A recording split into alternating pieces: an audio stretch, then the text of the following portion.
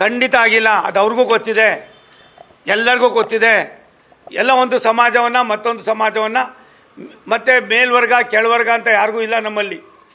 ಅಂಥದನ್ನು ಎತ್ಕಡ್ತಕ್ಕಂಥ ಕೆಲಸವನ್ನು ಮಾಡೋದು ನಿಮಗೆ ಸಮಂಜಸ ಅಲ್ಲ.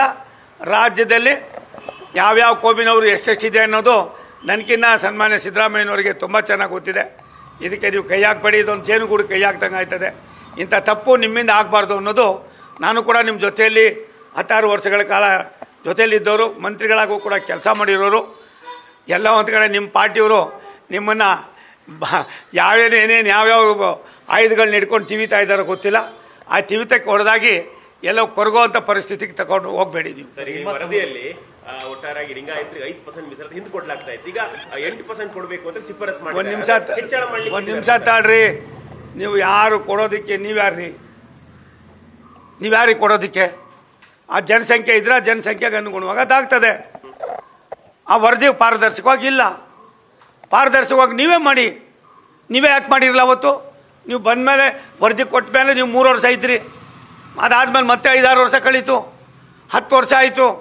ಇನ್ನೊಂದು ವರದಿ ಮಾಡಿಸಿ ಮೊನ್ನೆ ಇದನ್ನು ತಿರಸ್ಕಾರ ಮಾಡಿಬಿಟ್ಟು ಪಾರದರ್ಶಕವಾಗಿ ಬಂದ ತಕ್ಷಣವೇ ನೀವು ವರದಿಯನ್ನು ತಂದು ದೇಶಕ್ಕೆ, ಇತಿಹಾಸಕ್ಕೆ ಮತ್ತು ಯಾವ ರೀತಿ ಅವನೂರು ವರದಿ ಅಂತ ಹಿಂದೆ ಇವತ್ತು ಮಾತಾಡ್ತಾರೋ ಅಂಥದಕ್ಕೆ ನೀವು ಒಂದು ಮುನ್ನುಡಿಯನ್ನು ಬರೀರಿ ಸ್ವಾಮಿ. ಅದನ್ನು ಬಿಟ್ಟು ಯಾಕೆ ಇವೆಲ್ಲ ಮಾಡ್ತೀರಿ? ಅವ್ರ ಪಕ್ಷದ ಸಚಿವರಲ್ಲ, ಶಾಸಕರು ಅಲ್ಲ, ಕಾರ್ಯಕರ್ತರಲ್ಲ, ಮಠಮಾನ್ಯಗಳಲ್ಲ, ಸಾಮಾನ್ಯ ವರ್ಗದ ಜನರು ಕೂಡ ನಿಮ್ಮನ್ನು ಶಾಪ ಹಾಕ್ತಕ್ಕಂಥ ಪರಿಸ್ಥಿತಿಗೆ ಬರ್ತದೆ. ನೀವು ಒಬ್ಬರೇ ಆಯ್ತೀರಿ. ಸಿದ್ದರಾಮಯ್ಯನವರು ಇಲ್ಲಿವರೆಗೂ ಕೂಡ ಯಾವುದೇ ಒಂದು ಇದ್ರೊಳಗೂ ಕೂಡ ಇರಲಿಲ್ಲ.